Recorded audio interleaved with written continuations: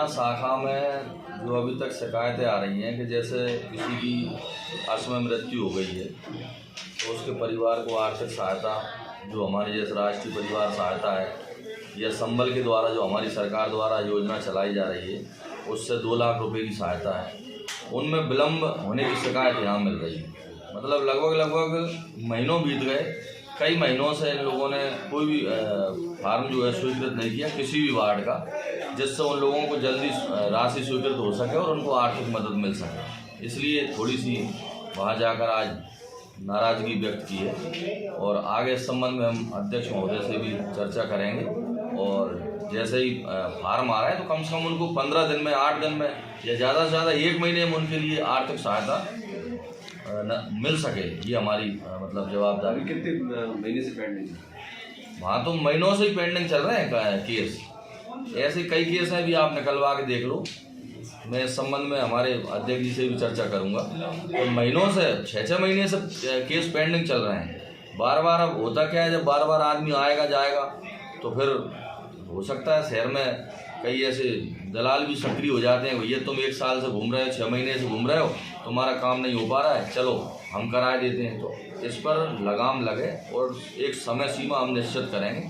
उस समय सीमा में लोगों के लिए, परिवार के लिए, जिस परिवार के घर में असमय मृत्यु हुई है, कम से कम उसके आंसू सूखने से पहले उसको आर्थिक सहायता मिल जाए, ये हमारी जवाबदारी रहेगी। खाद्यान्न की पर्ची निकलती है, उसके संबंध में कई बार शिकायतें आती हैं कि प्रत्येक वार्ड में किसी हितग्राही को 6 महीने हो गए, किसी को 1 साल हो गए, पर्ची उपलब्ध नहीं हो पाती। वो नगर पालिका के चक्कर काटते रहते हैं, फिर वो हमसे संपर्क करते हैं कि भाई साहब पर्ची नहीं निकल रही। उस संबंध में हमने उनसे बात की थी कि समय पर पर्चियाँ निकलें, कोई दिक्कत आ रही है हमको बताओ। अगर कोई पैसे की मांग करता है नगर पालिका में या अन्य जगह, सारे लोगों से ये निवेदन है कि बिल्कुल पैसे ना दें। अब मैं आपको परसों की घटना बताता हूँ कि मेरे वार्ड में हितग्राही की मृत्यु हो गई थी, उसका नाम है उत्तम अहिरवार।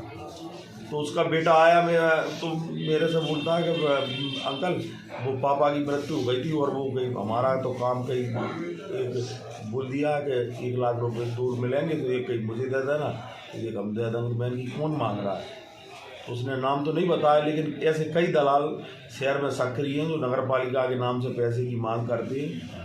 तो मेरा सबसे निवेदन है, किसी प्रकार के कोई 1 रुपया नहीं लगता। अगर कोई भी पैसे की मांग करता है उसका नाम मुझे बताएं, अनुज शर्मा जी को बताएं, अध्यक्ष महोदय को बताएं या सीएमओ को बताएं, या गुप्त रूप में आप तो बिल्कुल लेटर डाल दें कि ये लोग हमसे पैसे मांगते हैं। आप अपना नाम भी छुपाना चाहते हो, उन पर हम सख्त कार्रवाई करवाएंगे, FIR दर्ज होगी।